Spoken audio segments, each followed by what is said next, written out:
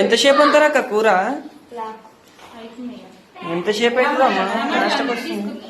పసుపు ఏవో ఇలా అరవై వేసినావు. ఏం వేసినావు?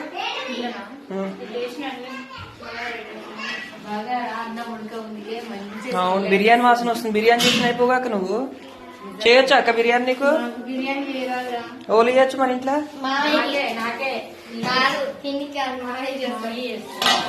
మా ఇంట్లోనైతే బిర్యానీ నేనే చేస్తా. ఎప్పుడు చేద్దాం అక్క?